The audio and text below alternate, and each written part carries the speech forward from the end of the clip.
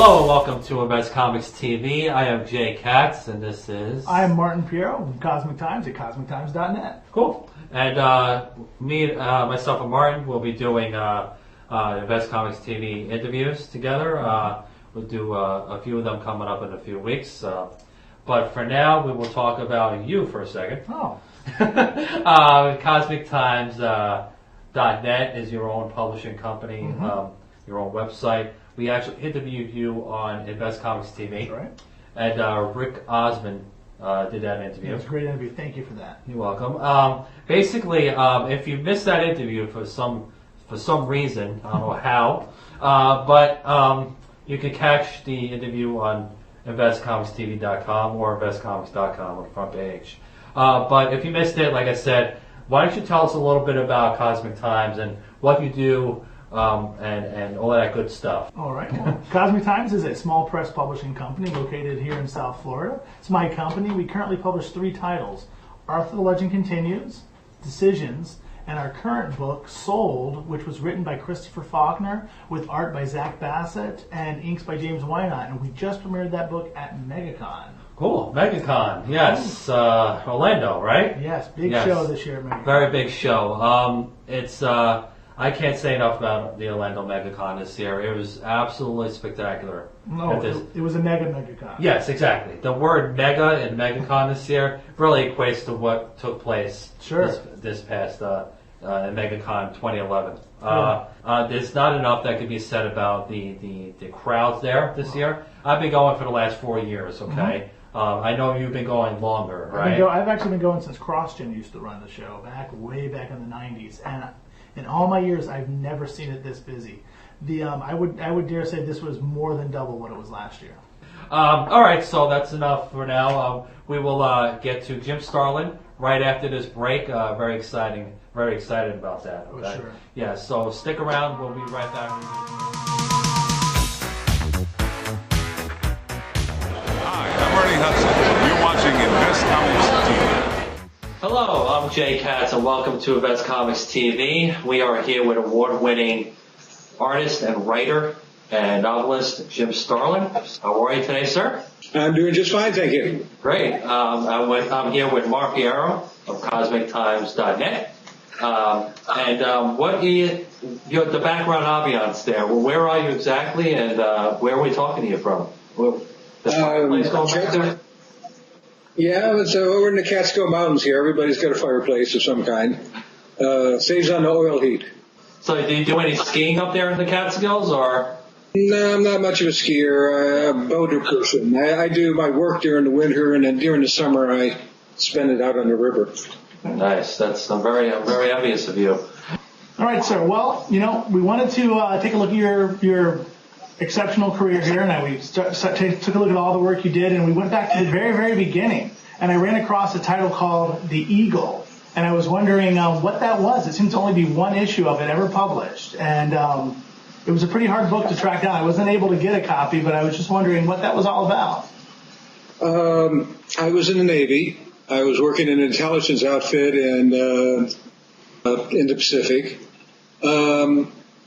I started getting political. I didn't like the Vietnam War, what was going on. Difficult position to be in when you're working in an intelligence outfit. I ended up doing the comic because I was doing work for Star-Studded Comics on a book called Dr. Weird. And so I wrote this thing, and then I made the mistake of showing it to some people here. And before I knew it, I was up on 18 charges from everything to military conduct to attempted sodomy, because I had told the chief if he didn't leave me alone, I was going to shove a broomstick up his ass. Fortunately, by the time we got to Captain's Mass Trial, things had settled down, and everything, they had gone so over the top on their charges that everything was thrown out. But that was basically the story of it. It was, Captain America fighting fighting against the Vietnam War. Wow. That's right.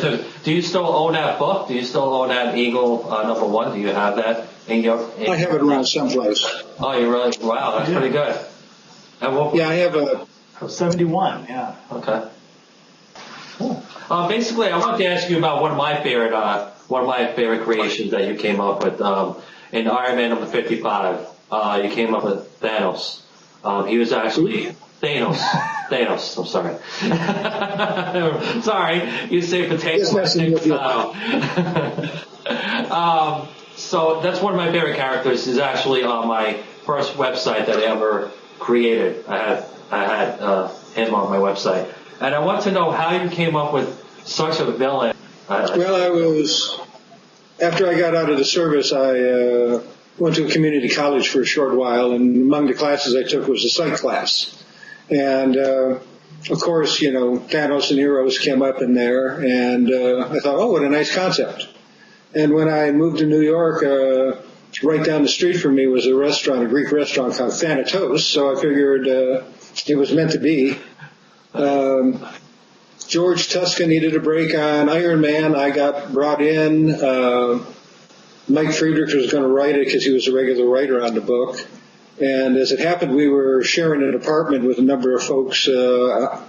And I said, okay, tell you what, I'll meet you back at the apartment and we'll plot out the thing. And by the time he got home that night, I had 3 pages drawn. And so, Thanos, he switched around a couple of the first pages. I think the first and second page got switched. But basically, he just let me go with what I wanted. And that was the beginning of my sort of writing career also. He was my first character I ever created. It's all gone downhill from there. Well, let me ask you this. When you created Thanos way back then, did you think he'd still be around today? No, I mean, I never gave it any thought. I was starting off in the business. I had done a little bit of work here and there, but this was my first professional comic book job. My first full issue was that particular book. Up until then, I had been the art director up at Marvel for a short while without the title. They hadn't had an art director, and I started working with Stan on designing covers for other people to do and then making fixes, and then there were a couple of covers and stuff like that. But Iron Man was basically the first book I ever did from start to finish. Jim, let's take a quick break, and when we come back, we'll discuss some things further. But we need to pay some bills, so we'll be right back, all right? Discount Comic Book Service, where you can save 40 to 75% off on new comics, collected editions, graphic novels, action figures, statues, and other one-of-a-kind items from DC, Marvel, Image, Dark Horse, Boom Studios, Top Cow, Dynamite, and many, many more. Go to www.dcbservice.com for easy ordering and fast delivery. Or you can visit our brick-and-mortar location at 10202-C Coldwater Road in Fort Wayne, Indiana. DCBS, welcome home. Hi, I'm Eric Larson, and you're watching InvestComicsTV. Welcome back to InvestComicsTV. We're here with Jim Starlin and his cat. What's the cat's name, Mr. Starlin? That's Gypsy. Gypsy. Okay, well, we're going to go right to the meat of this, and we're going to jump into the year 1982. Okay, Marvel was, I guess they wanted to start a graphic novel program, and the first graphic novel was written and illustrated by yourself, Death of Captain Marvel. Before we talk about the story and the concepts, I was just wondering, the Marvel graphic novel program, how did that get going, and how did you get involved with it? They had always been popular over in Europe. Heavy metal was always repackaging things inside their magazine into albums. I think Will Eisner had done one or two. I had done something similar for Eclipse Comics called The Price. And Marvel wanted to get into it, and they approached me, and I was doing Dreadstar at the time, and they said, if you do this Captain Marvel one and kill him off, we'll do a graphic novel, your Dreadstar. So it was a tit for tat kind of setup, and basically, it all worked out pretty well. I got a chance to get Dreadstar out there in a nice package, full color, and Marvel got Captain Marvel killed off. They didn't know what to do with the character anymore. Now, you had worked on Captain Marvel prior to this, and I guess they wanted to introduce a new Captain Marvel, and they came to you just to kill the character? Is that what happened? Yeah, basically, Jim Shooter said, they were freely admitted that the book wasn't selling, and they said the writers just didn't know what to do with them.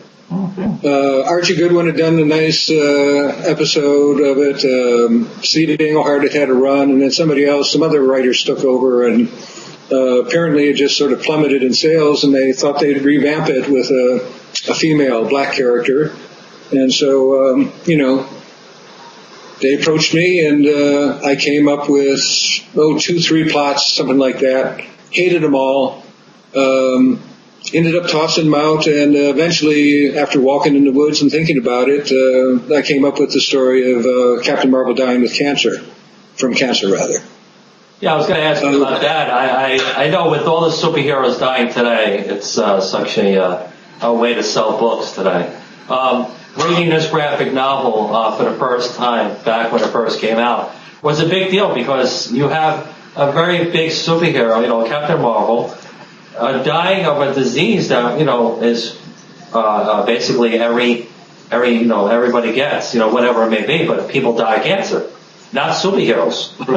So when you came up with the concept of having a superhero die of cancer instead of blowing up in a big nova, going into the sun, whatever. That's how we went off in my first couple of plots. He died heroically in my first couple of plots. Right, there you go. But how did you approach Marvel in a sense to say, well, here's my idea, he's going to die of cancer? How was that reaction? How was that taken? Well, I just sent in the plot to Jim Shooter, and he didn't get a chance to read it. And actually, I started hearing from other people up at the offices that other editors up there were reading it, and they all hated it. And so I figured that was the end of it. I thought it was just going to die. And then Shooter called a week later and said he loved it, and when could we start? And so I immediately started penciling it, and then dislocated a finger while playing volleyball. So the majority of that job was inked with a felt tip marker taped into my hand in the morning, and I work until lunch. That's why there's no long lines in that book. They're all short little scratchy lines because I just was incapable of doing anything else.